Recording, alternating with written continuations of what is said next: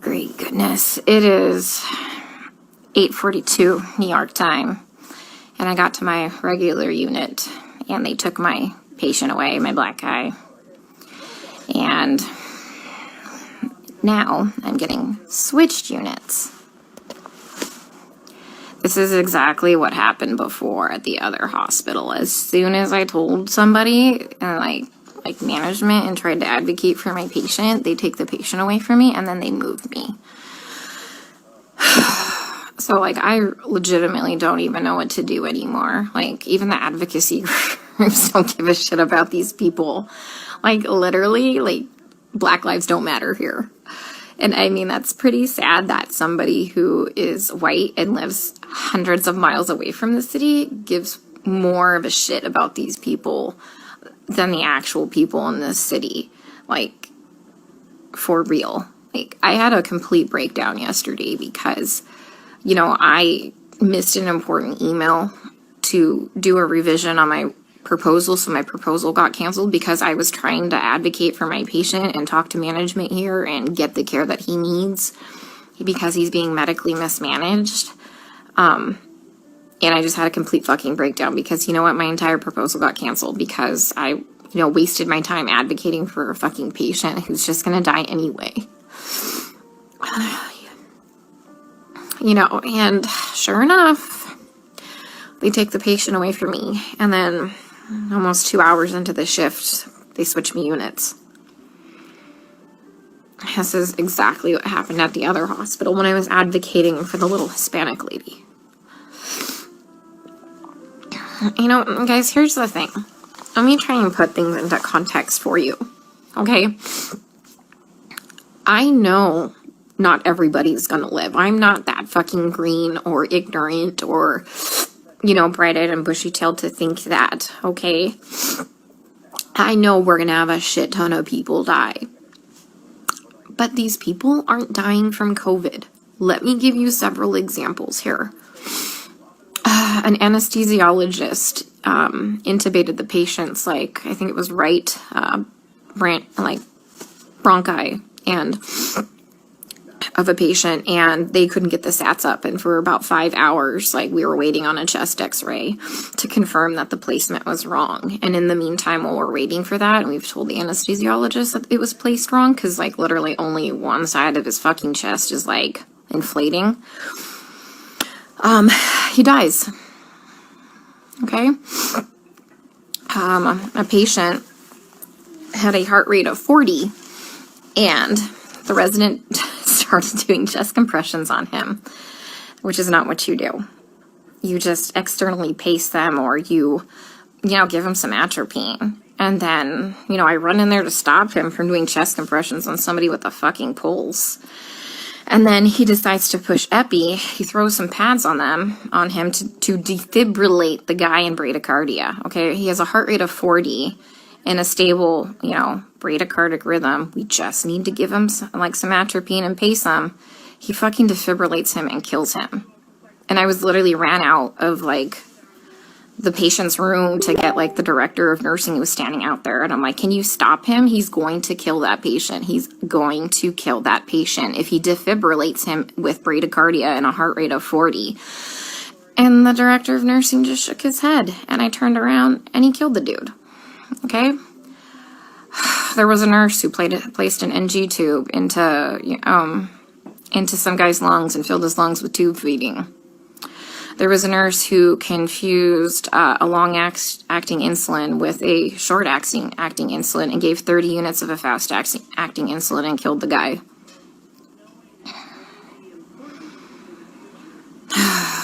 What else? Other stuff have I seen? Yeah. It's just here they're just gonna let them rot on the vent. They're medically mismanaging these patients. And, like, I'm not a doctor, guys. I'm not professing to be a doctor by any means. But there's, like I said, basic standards of care that we have to do.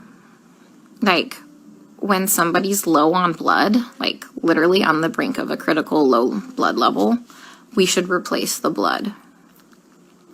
But I asked the residents, and they're like, does he have internal bleeding? And I said, no.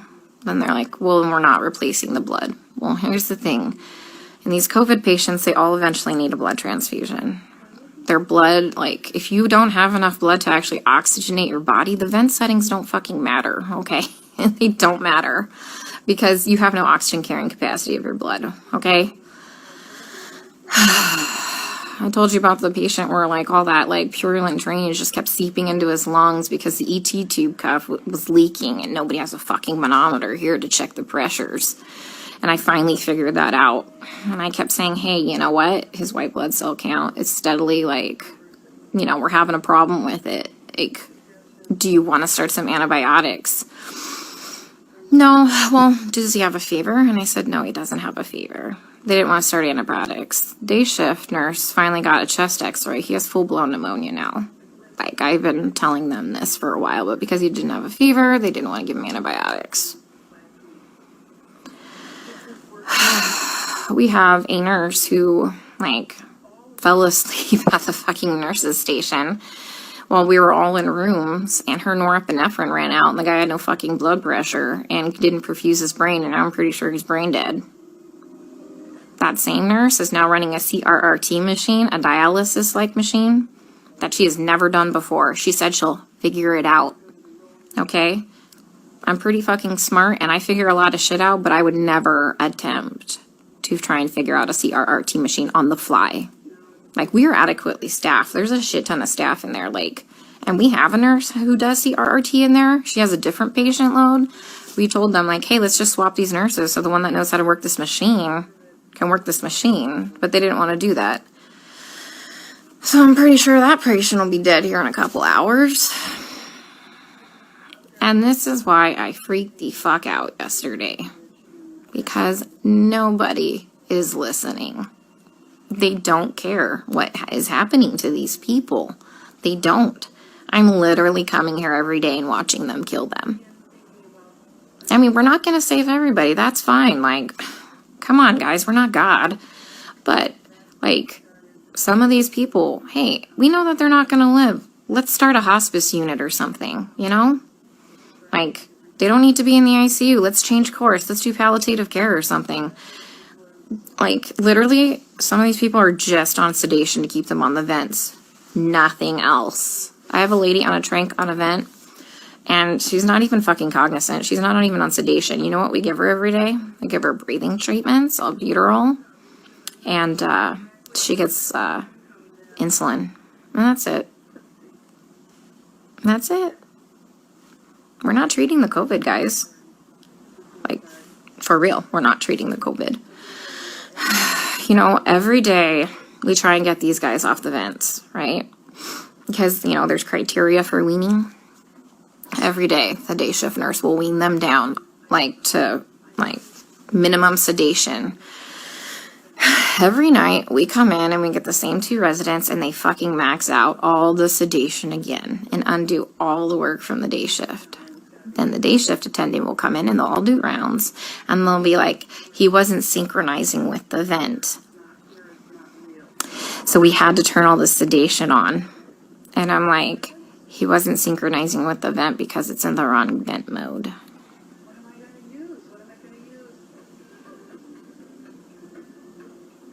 So I legit don't even know what to do anymore. Like, I tried calling advocacy groups. I tried talking with management here, like the nursing admin. Like, nothing. Nobody's doing anything.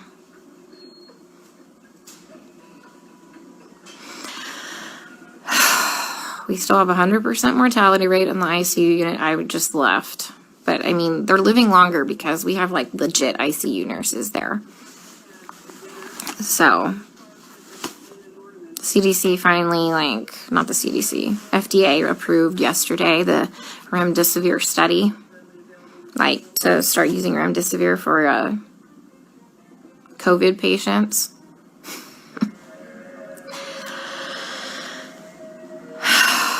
Guys, I don't even know what to do anymore. And this is why I had a complete fucking breakdown. Like, I literally had to call my friend Lisa and FaceTime her, and she answered the fucking phone while she was in the shower because she, like, knew I was having a hard time to talk to her.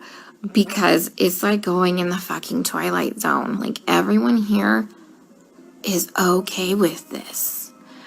Look, the only way I can kind of put this into context for everybody is, and this is going to be kind of an extreme example, this is like really the only thing I can come up with, is like if we were in Nazi Germany and they were like taking the Jews to go put them in a gas chamber, I'm the one like there saying, hey, this is not good, this is bad, this is wrong, we should not be doing this. And then everyone tells me, hang in there, you're doing a great job, you can't save everybody, you're amazing, you're a great nurse.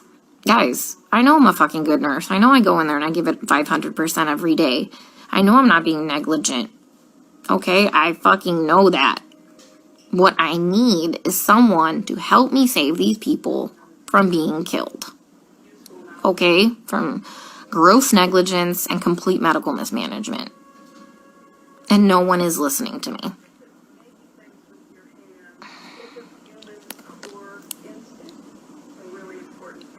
Like, for real, nobody's listening. I even tried getting a hold, like, of black advocacy groups here. They just put me on hold or hang up on me. Tried talking to management. Now I got moved units.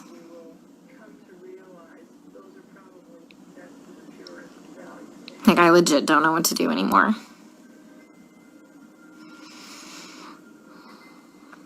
Can someone come up with, like, some type of a solution for me? Because I'm kind of out of ideas.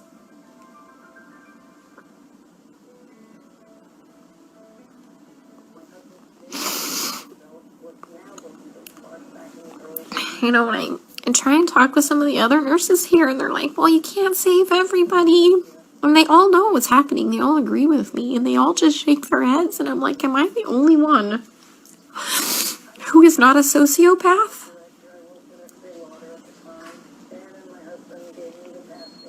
To think that this is okay?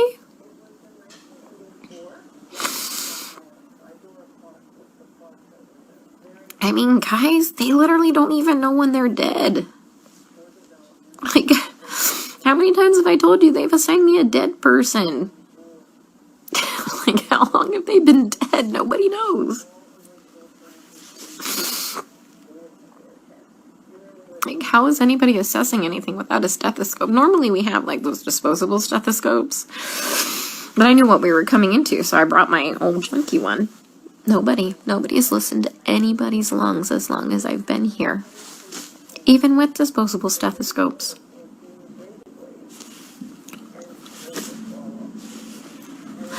I keep telling them that, the guys are, like, my patient's going acidotic. We need to do something about this before his kidneys shut down, give him some bicarb or something like that.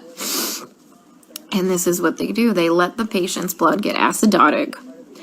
Their kidneys shut down. And then at the last minute, another fucking trauma. This is like the 5th fucking trauma tonight. Some dude got fucking shot in front of the hospital. Like, 2 to the chest and 2 to the abdomen. What the fuck is wrong with these people? Yeah, so anyways, kidneys shut down, and at the last fucking minute, they finally decide to run bicarb. So they run 5 liters of bicarb into a person who's gained 20 pounds of water weight and completely throw him into heart failure, and he dies several hours later. That was one of my patients. So I let them know, like, they had me start the bicarb, like, before I left one night, and by the time I had come back in, the next shift, he was dead. And they assigned him to me, and he was already in a body bag. Like, guys, they're not dying of COVID, okay? Like, yeah, people are gonna fucking die of COVID. Like, yeah, some people legit will end up with multi-organ failures and will legit throw the clots and kill them, like, and die, people. I fucking know this. I'm not like some fucking new grad, okay? That's gonna save everybody in the world, okay? I am literally telling you that they're murdering these people, and nobody will listen to me. I mean, like I said, I'm not a doctor, but I'm pretty sure that when you defibrillate somebody with a heartbeat of 40 in a stable rhythm and you kill them, that's murder. And I'm pretty sure that when you put somebody's PEEP up to like 25 and PEEP doesn't go past, I think, like 15, 20, and you blow their lungs out and they die, I'm pretty sure that's murder. You know, I mean, I've just watched a doctor drop a central line and fucking rupture like the subclavian like vein, and the guy fucking bled to death.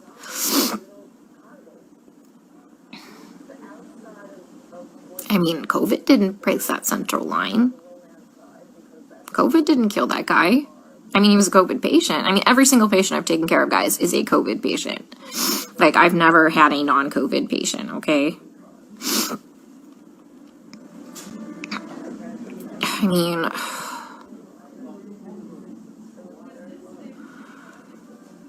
I don't even know what to say anymore.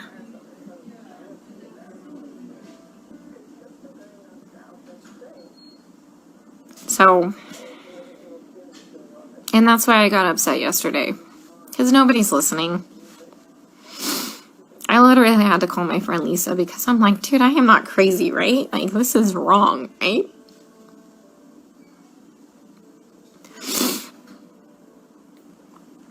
Oh, God. I watched an anesthesiologist place an ET tube and rupture their esophagus, and the guy choked to death on his own blood. COVID didn't place that ET tube incorrectly. And nobody cares because they're all minorities and we're in the fucking hood.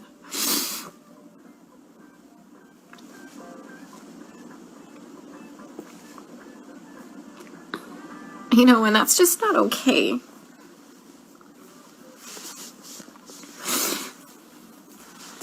You know, I grew up really poor. And so I know what it's like to be, like, completely forgotten and for nobody to advocate for you. And that's why I get really upset, guys.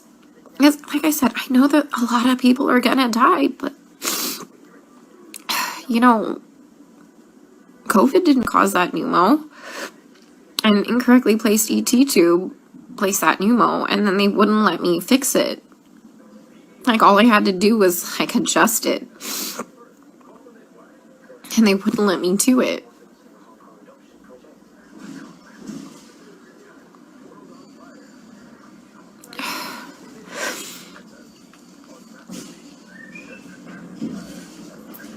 So if anyone's got any idea what the hell I can do to save my one black guy before they completely transfer me out of this hospital, that would be great.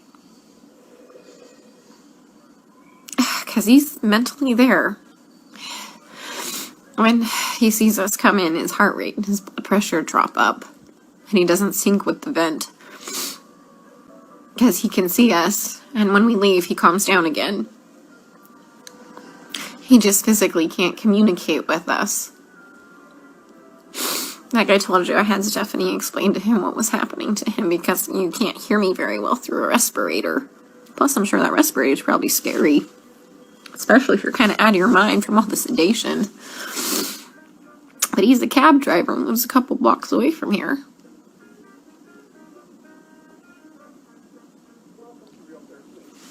So,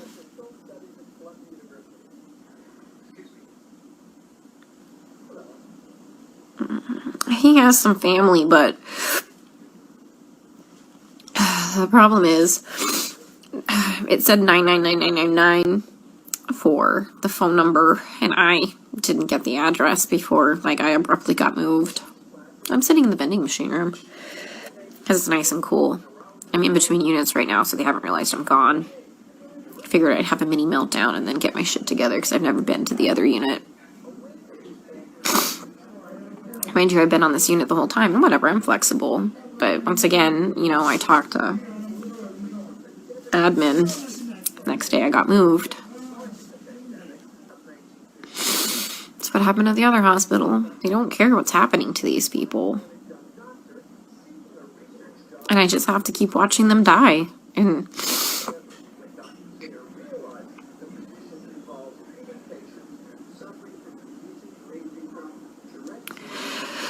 oh, God.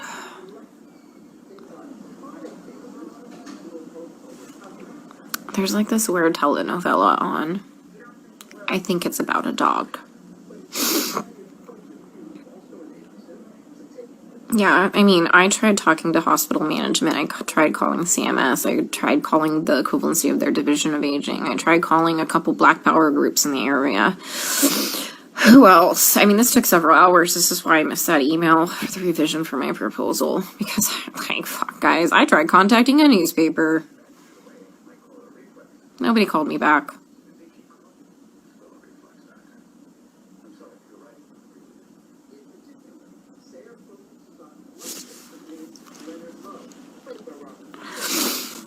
So,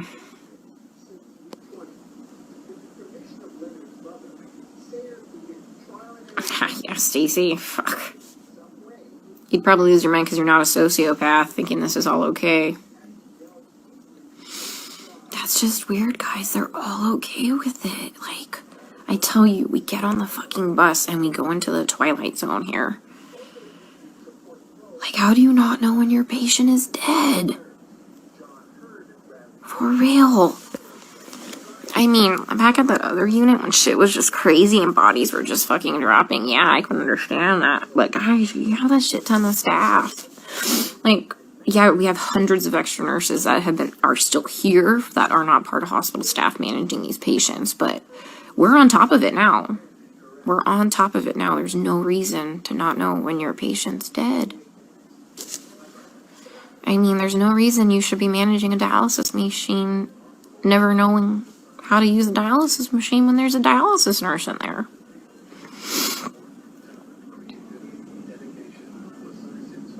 My hand's shaking because I'm so pissed. Yeah, that nurse that was sleeping in the corner there. She was from the ER yesterday, like when I had my first original breakdown.